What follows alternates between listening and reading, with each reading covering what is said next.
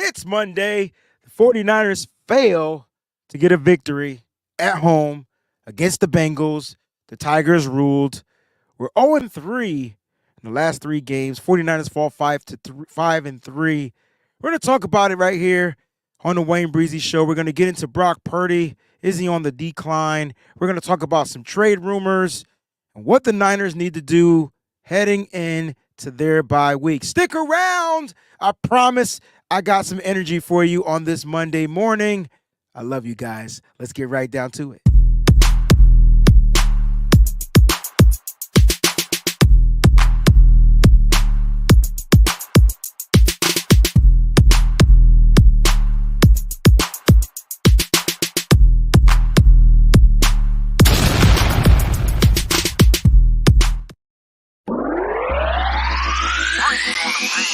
We so bright that we shining. All we know is the Niners.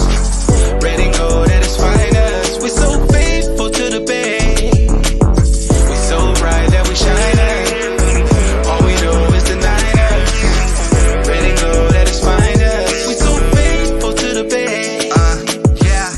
What's going on, everybody? It's your boy Wayne Breezie, and I'm going to start the show off with the applause sound. Because each and every one of you that showed up to this show on this particular morning, after that outcome, is definitely faithful to the Bay. So once again, you can get the air horns. Shout out to you out there. Shout out to the Breezy Bunch crew. Shout out to everybody out there. I see my man is asking Notorious GAV, can we call in? You know what? I do plan to open up the phone lines because, welcome to Dr. B-R-E. Yeah, Dr. Bray. Dr. Bray, you know what I'm trying to do. Listen, I want you guys to call in. I know you guys feeling some type of way, and, I don't have the answers, but we could come together collectively to try to figure some things out. We got to find a way to get through these next 14 days and prepare ourselves for the outcome where we have to travel to Jacksonville. The 49ers are going back to the East Coast. They're going south this time where it's sunny and hot, and they're going to have to figure out a way to be a hot team. I'm hoping the Jacksonville Jaguars actually take an L this upcoming week just to put them into some type of place or perspective, but the Jags seem pretty hot. And then 49ers seem to have cooled off after their 5-0 start. So I tell you what, we'll open up the phone lines at some point.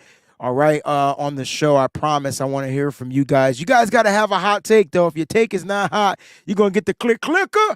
But listen, thank you again for tuning in. I got to shout out the Breezy Bunch crew. They are in the building. My man Matthew says Purdy is the man and will remain just that. Sure, he has some growing to do, but his mistakes definitely don't outweigh the positives. And listen, I will tell you this. This is not a negative-based type of a show, but we do have to talk about if it's a possibility that the league or teams are figuring out how to make Brock Purdy's take away his strengths. And this is where he has to get strong. So I hope people don't feel some type of way. But I got to always keep it breezy. I got to keep it 100. We got to talk about his mistakes because that's what he's doing. He's making mistakes. Notorious GAV. Yes, I hope I answered your question for sure. My man Troy, listen, the text message came in last night. I promise I was turning everything off. But when he sent me a text message, he said something to me, and I totally understood where he was, and I totally understand why we feel the way we are, and it's okay. My man Nick, what's going on, baby, with the hashtag BB is in the place to be. He says we are here for therapy. Breezy, I love it. I love it. I love it. Don't Bother Me is in the building with the hashtag. My man Eddie G and the B-Dogs. This is where I'm going to get a chance to party with you, Eddie, and the fam. So I'll see you in a couple of weeks, man. Peachy's in the building. Says, hey, everyone, thanks for tuning in. Smash that like button, guys. I should have asked that at the very beginning of the show, but that's not what this is about. I want to make sure I'm showing you guys the love that you deserve. But go ahead and smash that like button. If you're new to the channel, hit that subscribe button and make sure that your alerts are set to all so you don't miss an episode. If you're an Android user, you might be struggling on the alerts, especially if you're watching it on your phone. I had some people that have Android hit me up and say, I'm not getting the alerts. I've been telling y'all to get iPhones for the longest, but hey, I'm not getting paid to say that. But so listen, Get an iPhone, you won't have that problem. But Peachy says, if you love what you do, see, subscribe. Join the BB crew as well, man, if you love it, man. I appreciate the support. My man Boss is in the building. Purdy was responsible for 422 yards in the loss. We are just tired. Get rested, Niners, and let's finish strong. I love when we could kind of like, after the overreaction, we could try to come to some type of fruition and things like that. Like, we could come to a conclusion and say, you know what, maybe this is what it is. Maybe this is what it is. Maybe this is what it is. Maybe this is what it is. I don't know, but I will. Look, I told you I'm going to shout out. My man Ralph, Steve Wilkes, got to go. We'll talk a little bit about that. I think what I'm going to do this week, so you guys can understand, I'm going to do the show today, which is we're here now. I'm going to try to do one on Wednesday, which I told you I was taking back to Wednesday, but I think I may give you a Wednesday. So we could just focus on how to fix the offense. And then Friday, focus on how to fix the defense. And then those are going to be our reflective shows. And then next week, we'll focus on how to reset. Because that's what I think the Niners need. They need a hard reset. Sometimes things just get out of whack. You ever had your cell phone? You know what I'm saying? And then all of a sudden your cell phone just starts to act silly, whatever. It just goes out of whack. It's still strong. It still works. Maybe and sometimes you got to hard reset it, like hold, especially with the iPhone, you got hold buttons down, hard reset. Maybe that's what the Niners need, a hard reset. And it'll fix some things. They will get some players back, too. Jax, what's going on? Says, hey, Wayne.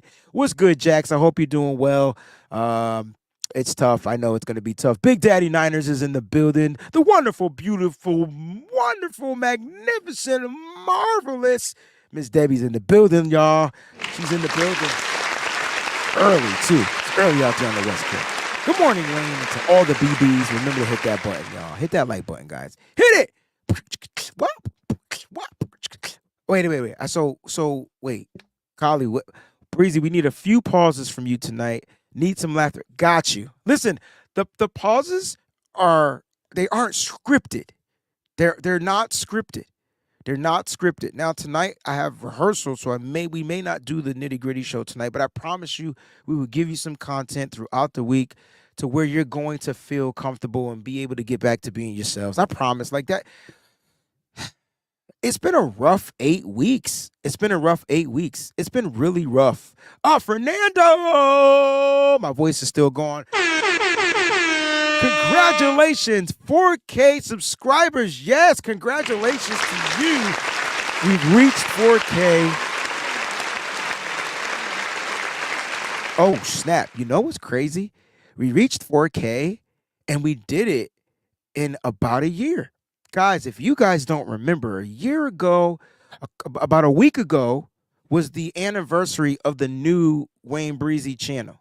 And every one of you and those that worked behind the scenes, Peachy, Mose, Fair, Miss Debbie, like all Mike from not like everybody, Jesse, Jay Naylor, like everybody that was working behind the scenes, Fernando, to help to bring the channel back to life. My sister Mariah, like I remember, like we were just trying to get it back to where it was because I was defeated, like I got hacked. And last week, was the anniversary, and last year at that point, we had reached over 5K, almost 6K. And I would say in about a year or a little less than a year, we are at 4K. Somebody do the math. My math ain't good right now, but 4K in a year, when we were at 6K and it took us 2 years, I would say you guys are working harder than a motherfucker. You guys get the round of applause. Fernando, thank you for the super chat contribution. My man Rudy. Hey, it was a horrible day yesterday, Breezy. We made Dak look like John Elway. At least Purdy and the Niners' third straight loss cheered me up. You just had to throw a shot in there. I've never seen a team get mollywopped and then you still took a shot at the other team. You started off kind of cool, and then yeah, I got you. Nah, listen, y'all team got mollywopped. We got beat. Like, we got beat. We got our butts handed to us, too. I'm not even going to front. We gave up 31 points. Most we gave up all season long to the Cincinnati Bengals, which, if I go back, wait a minute, the Jags got a bye week, too? Or are they playing somebody that seems like a bye week? Or they could have a bye week. Maybe they didn't have their bye week yet. I thought they had their bye week. You know what? They've been playing across seas. So maybe they do have their bye week. You might be right. It's been real. Listen.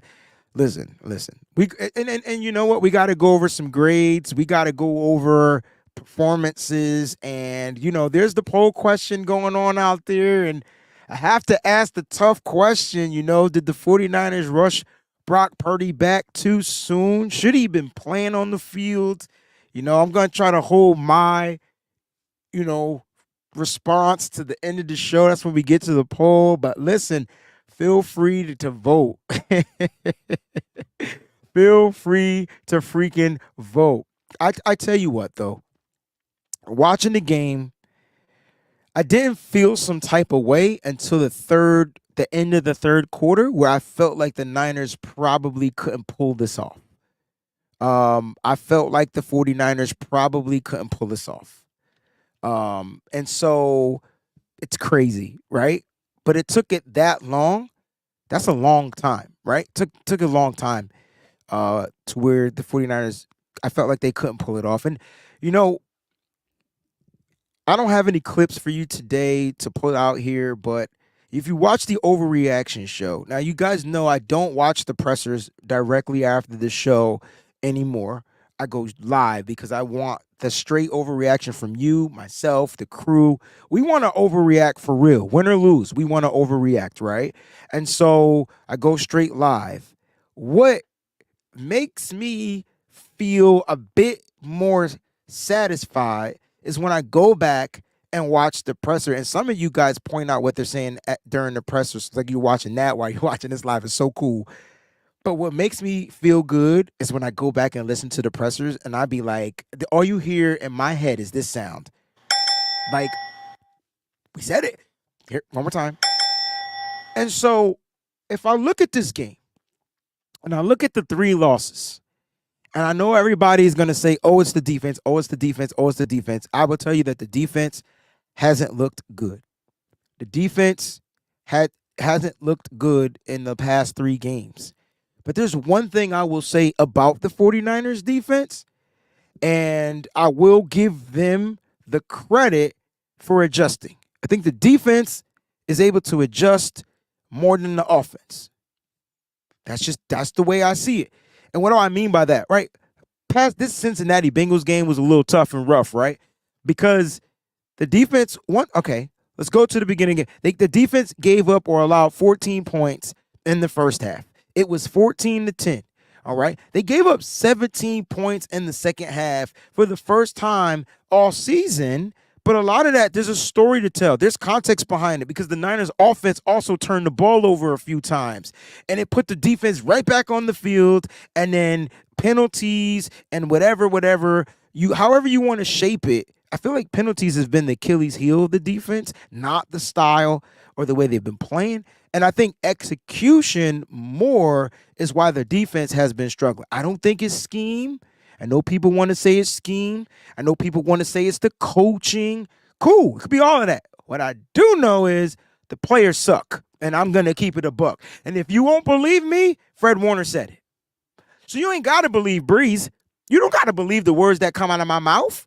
I know what I see. I know you don't want to hear that. I know we want to put it on somebody. But at the end of the day, Fred, the captain of the defense, said, starting with myself, we just not executing. He said it again. He been saying it for 3 weeks straight, and y'all don't want to listen. But that's my point. It's execution. It doesn't matter what the coach is calling. They're not even executing that properly. The Niners. Calm down, Wayne. This is not overreaction show. The 49ers had 13 missed tackles. 13? They had 9 last week, and they had 10 the week before that against the Browns. You total it all up, you could put it on my tab. That's 32 missed tackles. 32? Unfortunately, the Niners lost all 3 of those games. I wonder if they just make the tackles, if that helps change things, if the execution, you know what I mean? So look, is the scheme different? Yes. but the players are also playing differently. You can't blame that on scheme because when you go back and watch this game, I'm saying to myself, okay, you got a dropped interception opportunity, didn't capitalize on it. You had a 3rd and 10, and I was saying to myself, dear God, like there's 2 dear gods that happened to me in this game. 2 dear gods, 2. That was the first dear God because it was 3rd and 10, and I knew if the Niners didn't get off the field defensively on that 3rd and 10, I knew it was going to be a wormhole going down because I just knew it was going to be a long day for the 49ers. You know what? They played us. They literally, and I mean literally, had him sacked. I mean, all they had to do was just pull him down by the jock strap, and for some reason, 3 big paws or claws couldn't bring down Joe Burrow. Like they just couldn't get him down to the ground. I mean, dang, looked like his knee was almost there. Looked like they just couldn't get. They could not get him down to the ground. And I'm like, dang. Right there, 3rd and 10. All of a sudden, defense stays on the field. I can't blame that on scheme. Now, yeah, there's some scheme issues. Yeah, for sure.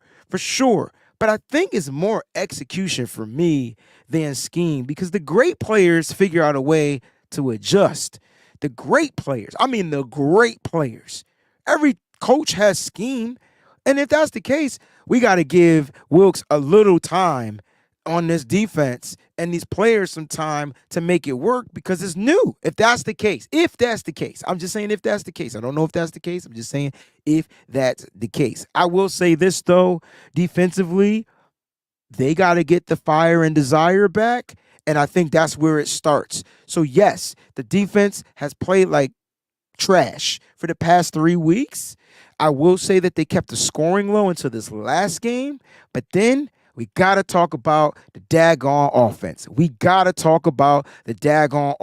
Okay? Got to talk about NFL news. If you guys care about the NFL, because we do an NFL show, even though we try to do it consistently weekly, myself and Peachy. If you guys care about this, you guys play fantasy football, which we do every week as well. Leonard Fournette, running back, free agent running back, has signed with the Buffalo Bills. That's going to be a great signing. They're about to get a tank for a running back. They're finally going to be able to run the ball. Oh my gosh, Bills, watch out. Trade deadline is coming up very soon, and we're going to definitely discuss that right here on the Wayne Breezie Show on today. So NFL news, boom, you got that. Leonard Fournette is signing. All right, Leonard Fournette is signing. But in this loss, right, when we talk about this loss, it was a bad loss.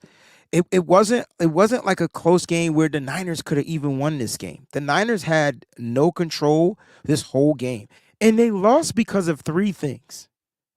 Mistakes, as far as penalties, turnovers, and I just don't think they're playing with great energy anymore. I don't think that they're playing with great energy on all 3 phases. I watched all 3 phases make boo-boos in this game, and this is why the score is what it is. You can't go from 30 points to 17 points. That's damn near half of the points.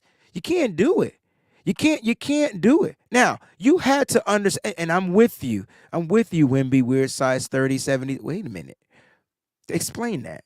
Explain 30, 72, 30 waist, 72 length. God dang, you must be tall.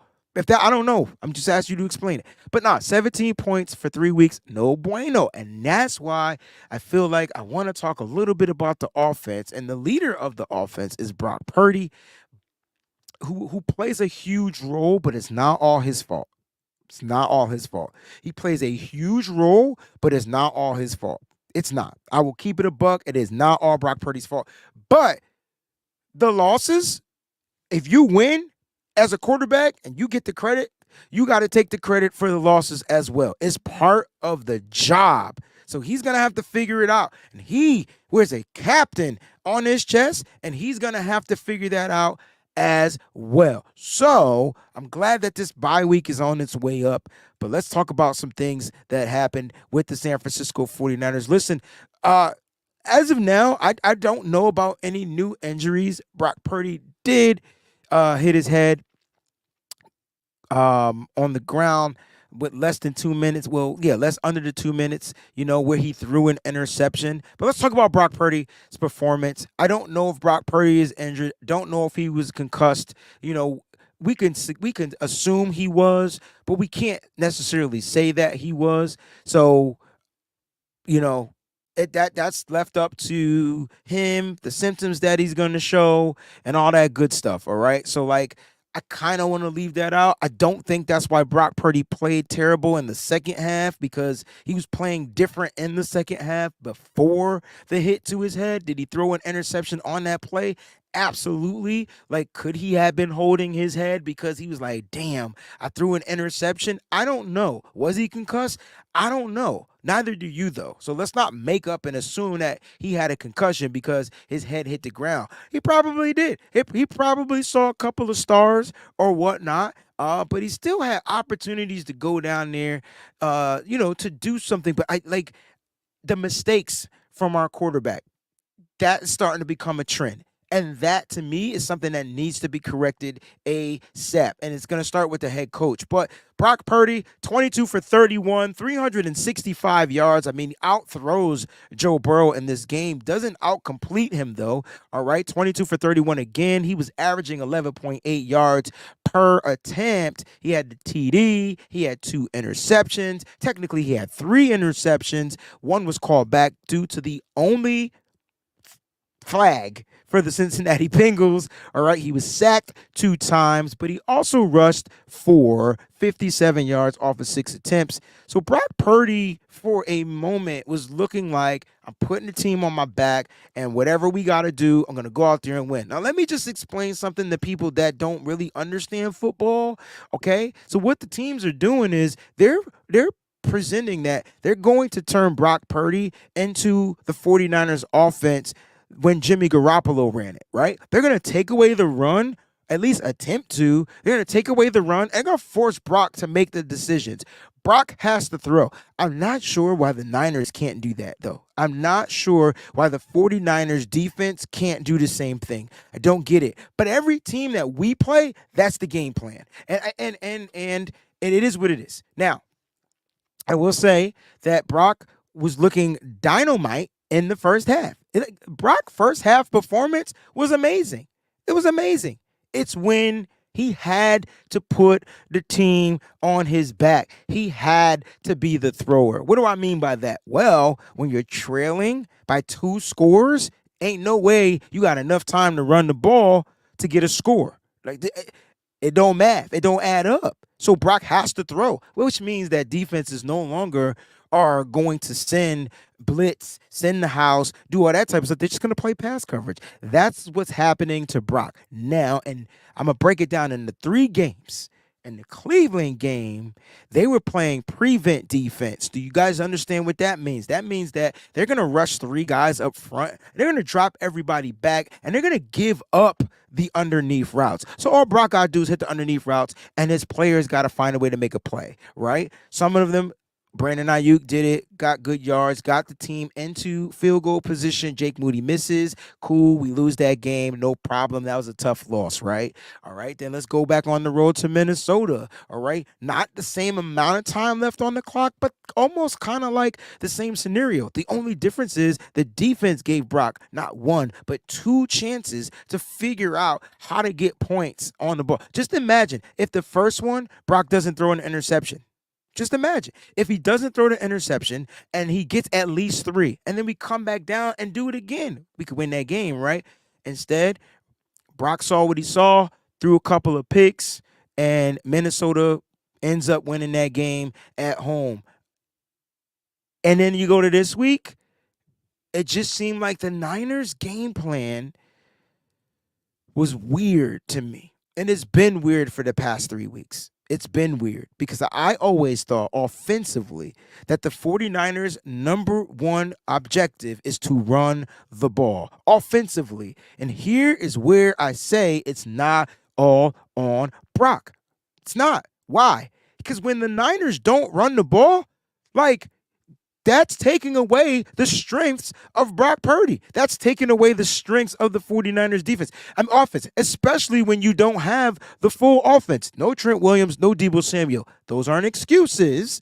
My point is, when those guys aren't out there and you got to use other guys, then why are we not taking advantage of it? I liked Brock in this game. First half, he was on point. Second half, they defended him differently. He made mistakes. And to me, he's going to learn from that. But Brock has to be the best player on the football field at all times. He can't make those mistakes, all right? He just can't because he has to remain the best player. He has to make the right decision. That first interception, that was all Brock. Misses the handoff right to the defender, right? Like, hey, man, take this ball out my hand. I'm going to throw it, but you can have it. It's like, gimme. That one ticked me off more than all the other ones. It just did. We got a couple of Super Chat contributions. I want to get to these. He says, Slick_Niner, thank you for the Super Chat contribution. Says, O-line is the biggest need, and we lose in the trenches. Let's talk about this. Let's talk about the O-line being the biggest need. Look, it is. It is. And oof, this is gonna be tough. It's the biggest need, but then it changes. What's the right word? It changes the infrastructure of the remaining of the team. So the question you got to ask yourself, Slick_Niner, my brother from another mother, is do you want the playmakers with a subpar offensive line, or do you want the solid offensive line and less playmakers? That's the Niners' dilemma. They decided to go with a staple in the offensive line who isn't on the football field, and then from that, they're makeshifting, right? They're not even piecing players from other teams or grabbing players. They literally are saying we're gonna have to figure out how to go with this homegrown talent, the players that we drafted. Like we have no other choice because we don't have the money to spend on the offensive line. That doesn't mean in 2024 they don't see that as their biggest need in free agency. I think they might see that, especially with Trent Williams getting older and things like that. But yeah, it's always going to be the biggest need. It's the biggest need on every team. And the question is, do the Niners need the offensive line?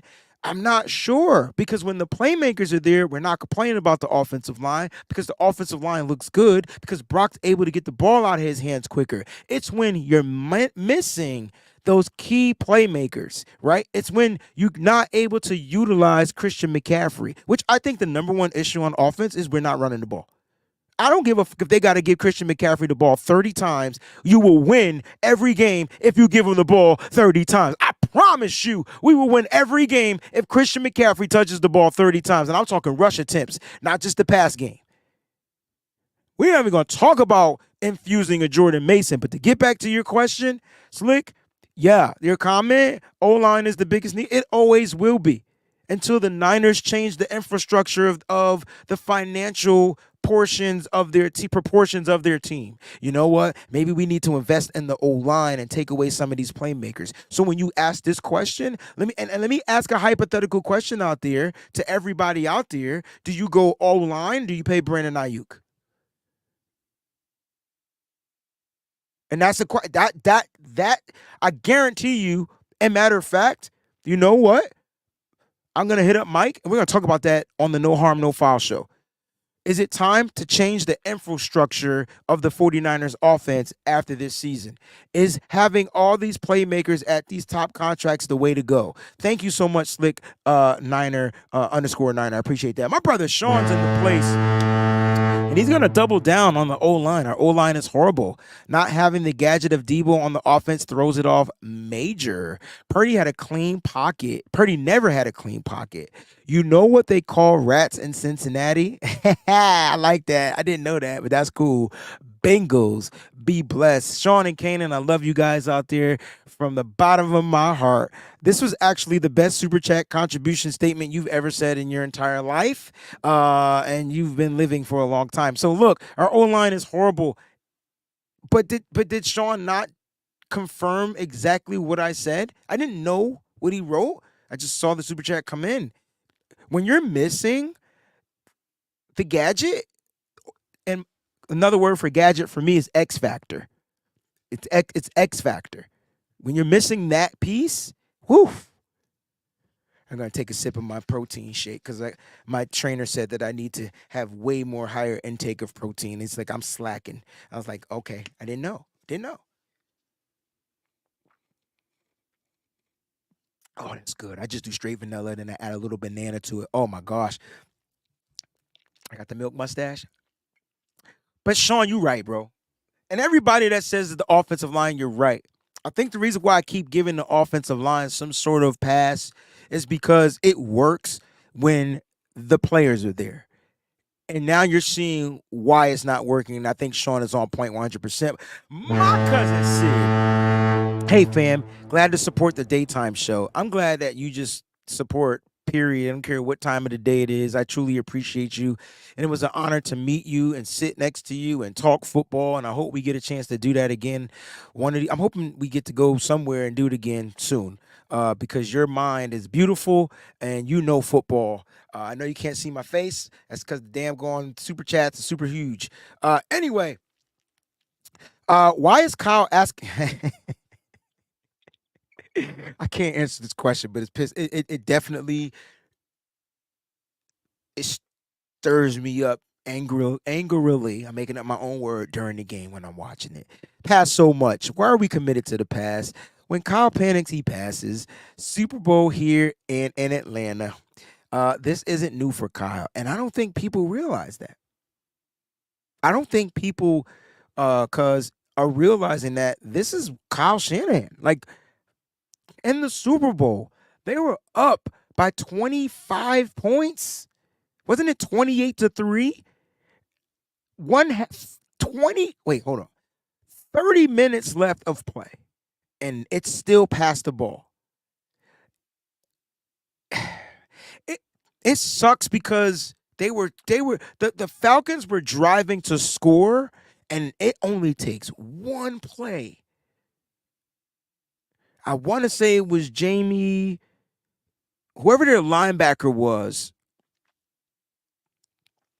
sacked them, stripped the ball, was a fumble, and after that, all the energy left the Atlanta Falcons. It's like they couldn't do anything right. But this is Kyle. He did it in the Super Bowl against the Kansas City Chiefs. Like, why make Jimmy throw? You just watch.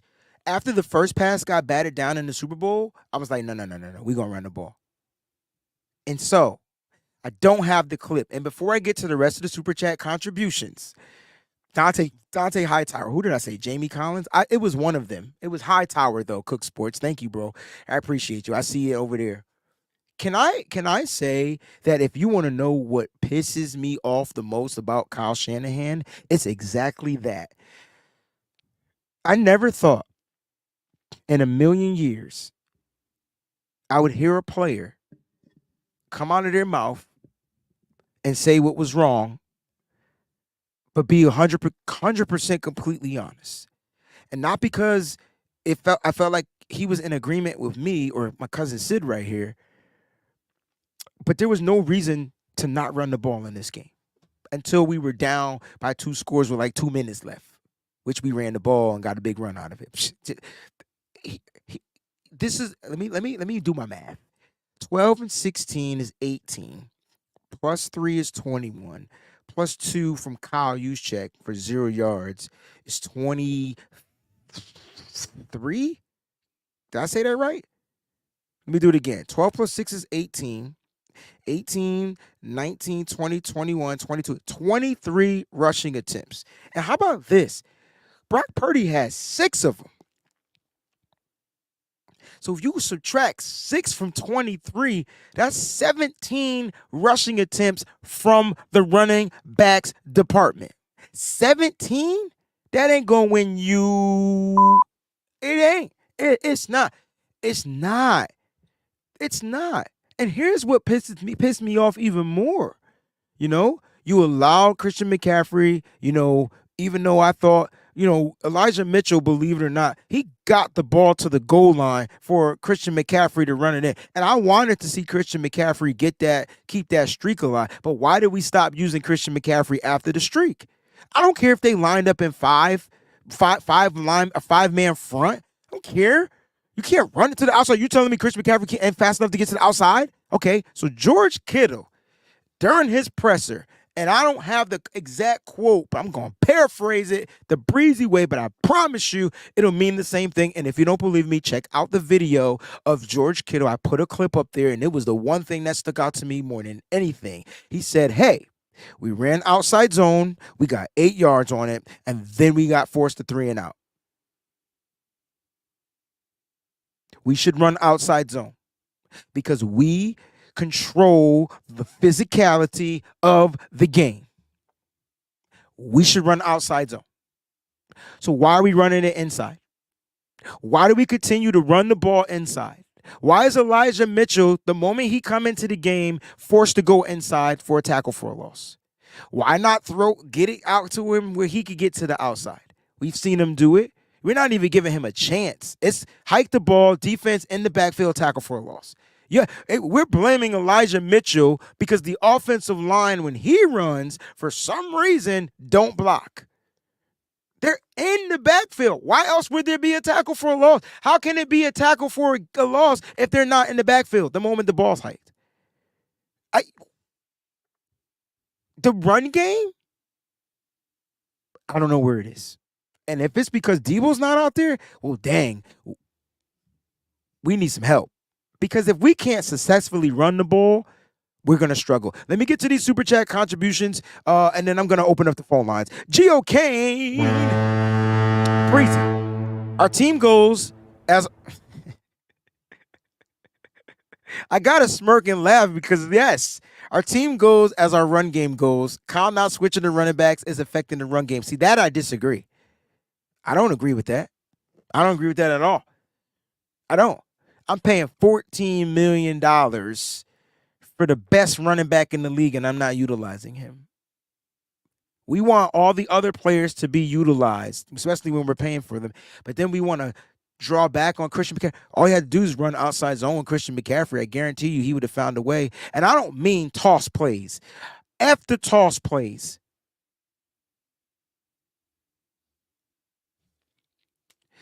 Cowboys game, CMC averaged 2.7 yards, Mason 6.7 yards. Now, I'm not saying that we shouldn't effectively add different running backs to the equation. I agree with that.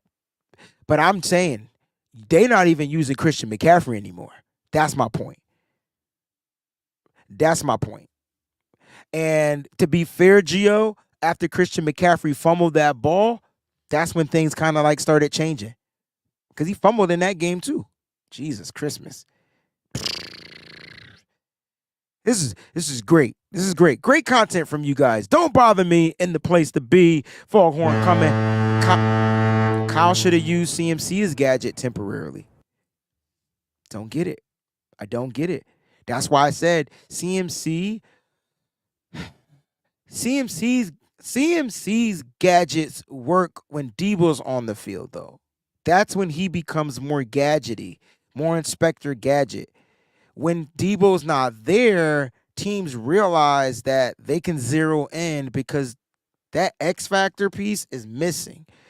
It's just missing. And that's crazy. Jax just gifted a super chat, super membership to my man Dimp, produced by Dimp. I can't wait to hear what your production sounds like.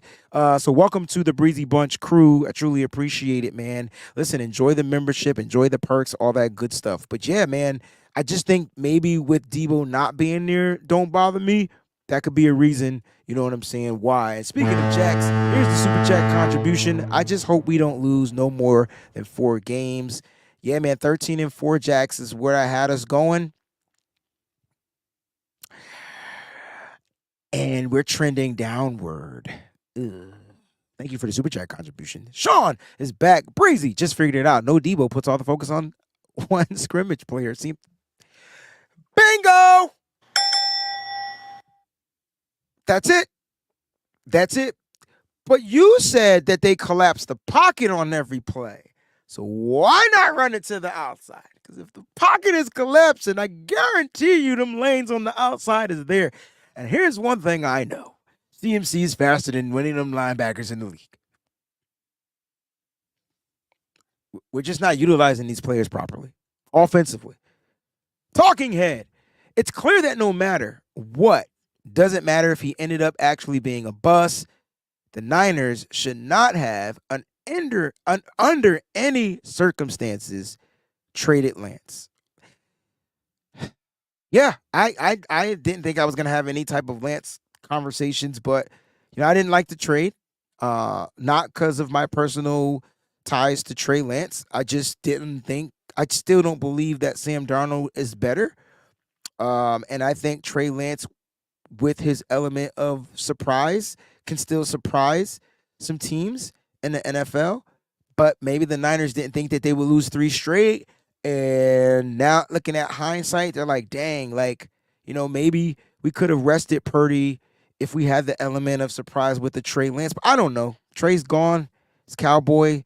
And the Cowboys have a better record than the 49ers at this point. So, yeah, he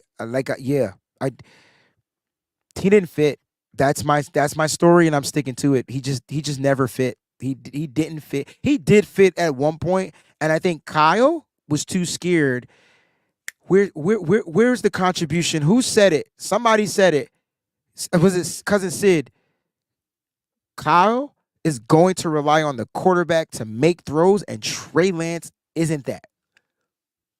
And that's why he was traded. My brother Gammon, he says, when you are a run first team and you have a bell cow running back, Gore, CMC, you invest and prioritize the offensive line over wide receivers. It also protects your quarterback. Chiefs, Bengals, and Eagles have recognized this. When will we? Yes, they have. Because let's go with each team.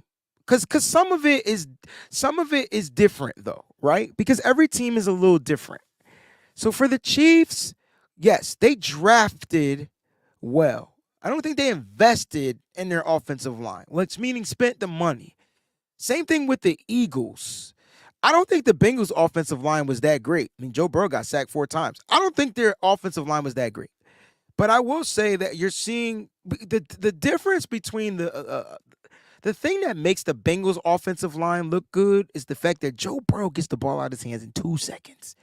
Not 2.1, not 2.2, not 2.3, not 2.4, not 2.5, 2 seconds. Their offensive line doesn't have to do anything. Now, did their run blocking look good? Yeah, you know why? Because Joe Burrow was so efficient that we didn't know if he was passing or running. So, the defense struggled. But that's the Bengals. The Chiefs, they definitely have a good offensive line.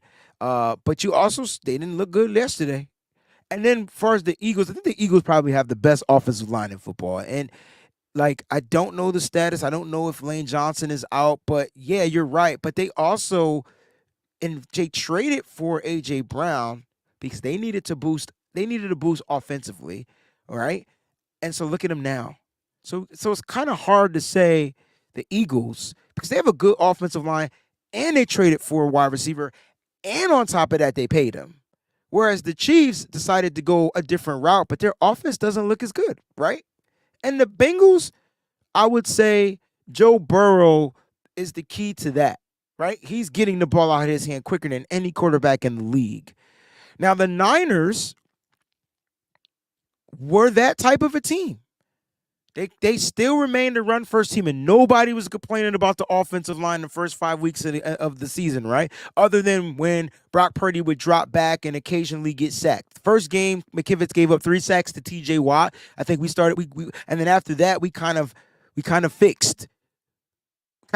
Really good against Dallas and their pressure, right? Which was the biggest test of the season. Passed it with flying colors. And then we go play Cleveland Browns, and the issue wasn't even the tackles. It was the interior, the center, the guards. So, yes, will we change the trend? Possibly, but you're paying Debo to be a weapon, and you see him not being there is an issue.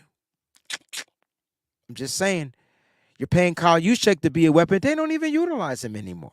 Why is Kyle Juszczyk running 4th and 1s? I don't want to see that. What if you fake a handoff, he goes out for a pass? He's a better pass-catching back than he is a running back. It's just my theory. Keith Murphy, coming from the north side, even west. He says those 3 first-round picks could have been O-line. Okay, so now we talking hindsight. That's fine. Um, they like to run behind Trent. You can clearly see the difference. Yeah, because Trent's a mauler. And Trent, that mentality from Trent Williams is crazy, right? It's super crazy. And so yes, they do run better, but we're not even utilizing, in my opinion, CMC to his ability. Is it because of his injury? I don't know. I don't think he injured because he sort of looked fine when, he get that touchdown and he continues the streak, which he tied the record for most consecutive touchdowns in the NFL. But there you go, man. There are your grades right there. And look, Colt McKivitz makes the top 5. It's not a good grade, but he makes the top 5. Brock Purdy would have been top. Brock Purdy had a really good game until the second half. And it's when the Bengals defense made adjustments. Remember, the game was 14-10 until it wasn't. And so, defensively, you can see the grades too. I mean, the highest defensive grade isn't Fred Warner. The highest defensive grade isn't Nick Bosa. The highest defense. These are your players that you need to go out, that you expect to perform night in and night out. Okay? Those are the players, right? Cleveland Farrell, 89.4, highest grade, 9 snaps, but he performed well in those 9 snaps. Demetrius Flanagan-Files, number 3. Oren Burks, number 2. Like, you could see. And you say to yourself, wait a minute, we're the star players on this defense. And I'm not even going to get into the worst grades because Mooney Ward was probably terrible. Let me see if I can. Let me see, because I am going to open up the phone line. So don't think I forgot about y'all. All right. So if you go defensively, I just want to see where Mooney Ward ended up. Oh, yeah. Maybe I did this wrong. No, maybe this is that's a different, sorry, my bad. I meant this game. That's defense, period, because Nick Bosa's number 1. Here we go. I'm sorry. Yeah, so Ward finished 7th with a 63.6. Eric Armstead, 62.6. Nick Bosa, 9th. De'Armando Lenore, 10th. And then everybody else. I mean, Isaiah Oliver was pretty bad. The worst defensive grade was Javon Kinlaw. Dre Greenlaw was 16th. Like, these players were bad. Like, they didn't even play well. And so, your stars got to be starring just about every game. They're going to game plan. They're going to try to make your stars and take away the stars' weaknesses and all that good stuff. You know what I'm saying? And all that good stuff, but they got to figure out a way to come out and perform night in and night out. Listen, I'm going to open up the phone lines for 10 minutes. I got to get out of here at the 60-minute mark. So please keep your conversations, keep your hot takes short to a minimum, and I'll have you on there. Here's the trade rumors, though. Matt Miyoko and Jennifer Lee Chan talked about these are some of the players that the Niners are looking to make trade for by the trade deadline, and you can see that there are 3 cornerbacks on this list as well as 2 edge rushers. Now listen, NFL news, it's official. Kirk Cousins is out for the season with the Achilles injury, which sounds to me now the Vikings may be all in on the fire sale. We'll see no more Justin Jefferson this year, probably. That sucks for me because I drafted him in fantasy, and they'll probably let him rock out. They'll let those guys develop with a rookie quarterback. And so maybe Danielle Hunter might be in cahoots into trying to get. But listen, Jalen Johnson, cornerback from the Bears. The last 2 cornerbacks, Dante Jackson, C.J. Henderson, are guys that Steve Wilks is familiar with. Here's my theory. Let Steve Wilks get his guy. And from there, if Wilks gets his guy and he still don't change anything, then we could question Wilks.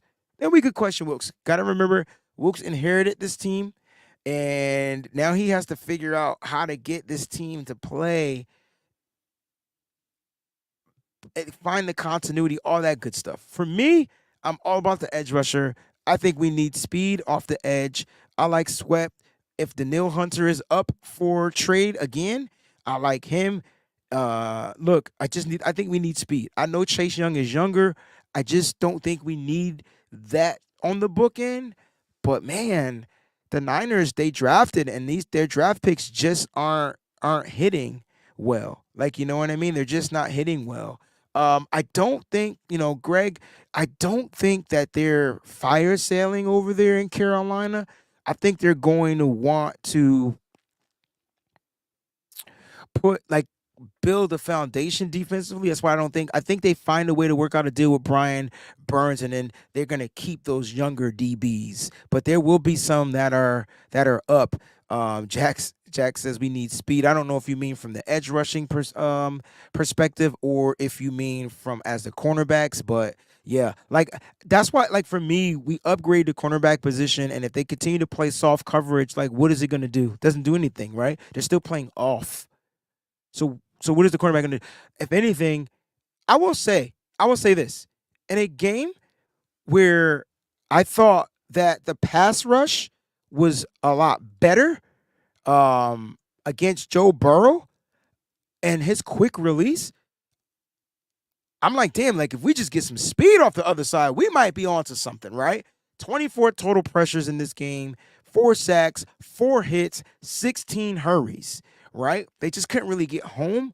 He was getting the ball in his hand probably 2.1 seconds. I don't have the actual, whatever, but he was getting the ball out. I will say, at some point, not every team is gonna have that accurate quick throw quarterback. The thing that pissed me off, like, and I'm not happy that Kirk Cousins is injured. He got injured on a play action play. Go figure.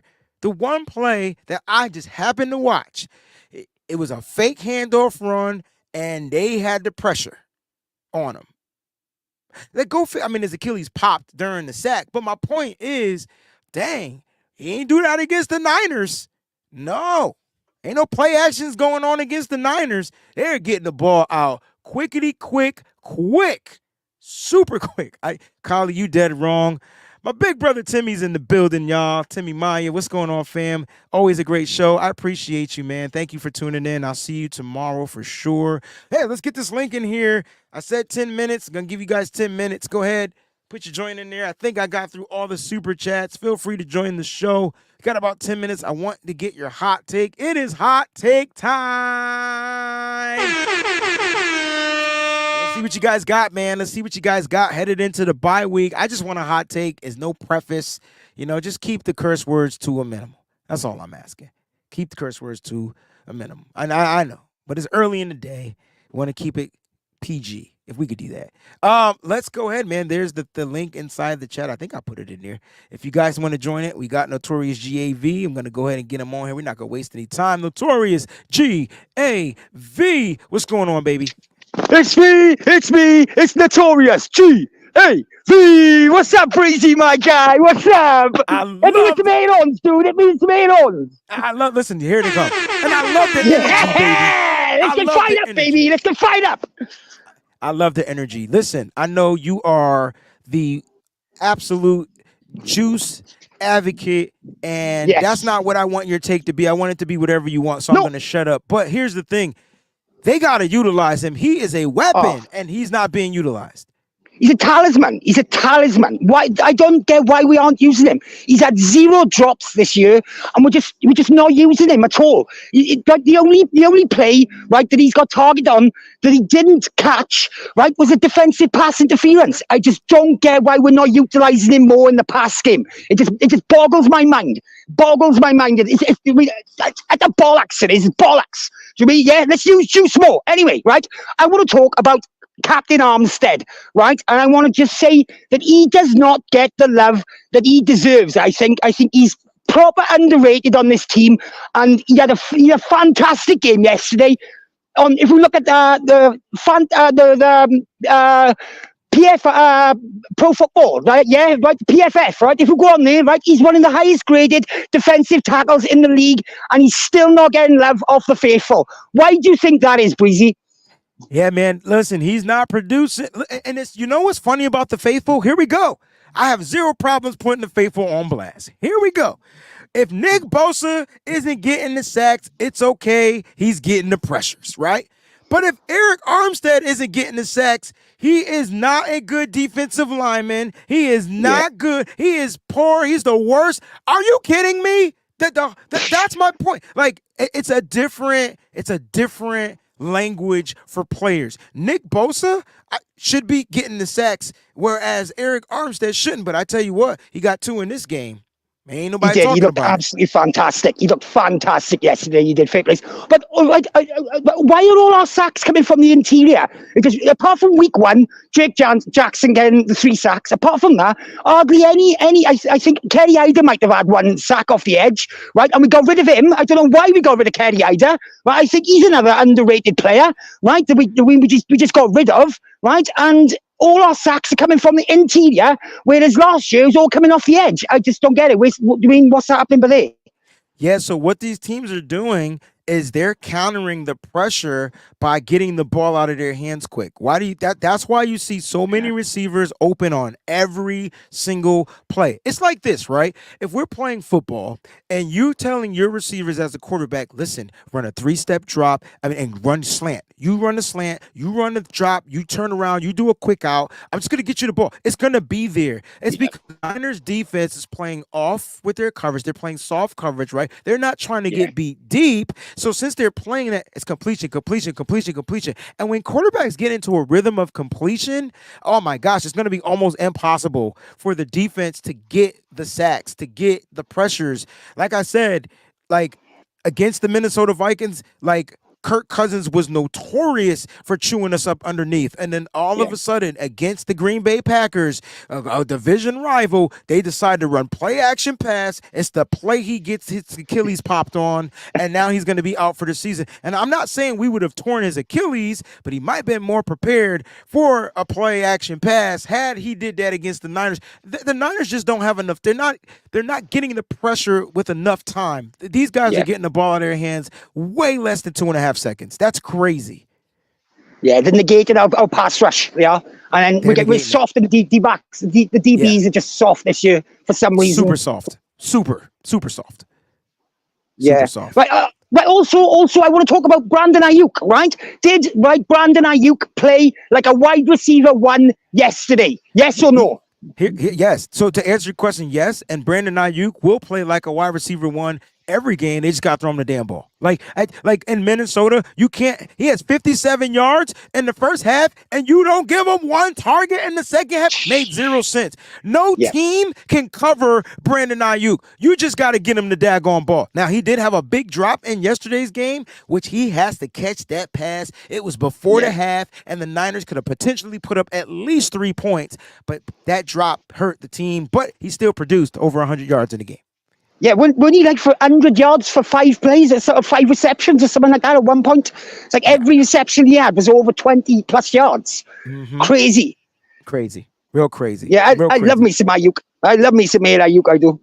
Listen, man, I appreciate you for calling in onto the show. It's the first time you called in, man, and it sounds amazing. You gotta call in more often. It's all day. It's all day, every day, baby. Let's go. Every day. Thanks, Notorious. Oh, Breezie, right? Before I go, right, I want to say faithful, keep the faith. We're going to the bye week. We're coming back, right? And we're going to come back twice as strong. We ain't out yet. We're 5-3, baby. We ain't 3-5 like we was 2 years ago. And we went to the NFC Championship game. We're 5-3. Let's not get lost in this shit, baby. We're still here. We're still contenders, baby. And we're going all the way. Let's go. Niners all day. Bang, bang, Niner gang. Bang, bang, Let's baby. go. Let's go, baby. Thank you. Listen, that energy goes untouched. I can't even match his energy right now. I'm going to try, but my voice just don't feel good, man. It hurt. Listen, I'm telling you, he said it right here. Listen, we lost. It's all good. Now it's time to rebound. Really take that reflection. Take this time to figure out why we struggling. And I think that's what the Niners are going to do. They're going to rest. They're going to relax. And they're going to reflect. And I think from there, they'll be able to reset 4 R's. Let me get my man Gammon on here. What's going on, baby? I'm pumped up. I'm excited. I was wondering where I was going to find a determination to fold some laundry after this, but I think I found it right now. I think I'm good to go. Which is my number 2 worst thing, right? Yeah. Washing dishes, number 1. I don't mind washing clothes. You just put them in the damn thing and they do it itself. But then the folding, got to be number 2. Got to be number 2. Man, I love it. So I'm gonna be quick with it, because I just want to create a little bit of controversy. Absolutely. since it's here for hot takes and no one's going to remember this couple months from now after we win the Super Bowl and we bounce back, like my man said, Bo Nix or Kirk Cousins, which one is more likely to be our quarterback for next? It's got to be Cousins, right? It's got to be Cousins. Like, it's got to be Cousins. You think so? It's got to be Cousins. Like, the game he had, first of all, the Vikings had a game plan. They were already tanking this season. It's just that the Niners didn't let them go through their tanking plan. The moment they put Justin Jefferson on the IR for a hamstring injury, I just knew the tank was coming. Kirk Cousins isn't coming back, and I just knew that it was going to be, tuck and fold, right? They're going to watch the season. And then Kirk Cousins goes out and puts out like a career day against the San Francisco 49ers. Like, has his best Monday night performance, best this, best that. Then he looked like trash against the Green Bay Packers. And then he got injured against the Green Bay Packers. And so now I'm like, all right, they're going to wash him. He's done for the season. Now he's going to really enter Jimmy Garoppolo all over again. But if there's a quarterback that Kyle Shanahan will go after, it's got to be Kirk Cousins. It's got to be Kirk. And so I just wanted to clarify that this brick wall is just kind of it's a metaphor for what the 49ers are going through. I see but we'll get through this. We'll get through this together. But yeah, I mean, I just want to say, I wanted to give a shout out to all the Chiefs, Rams, Eagles, Cowboys fans that are in the chat right now. Be sure to like and subscribe. This channel is better with you guys than without you.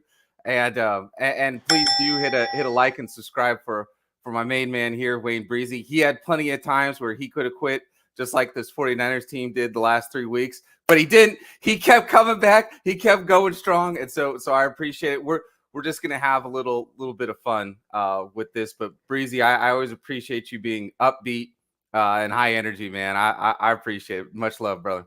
Thank you, bro. I appreciate you for jumping on, man. Thanks, Gammon.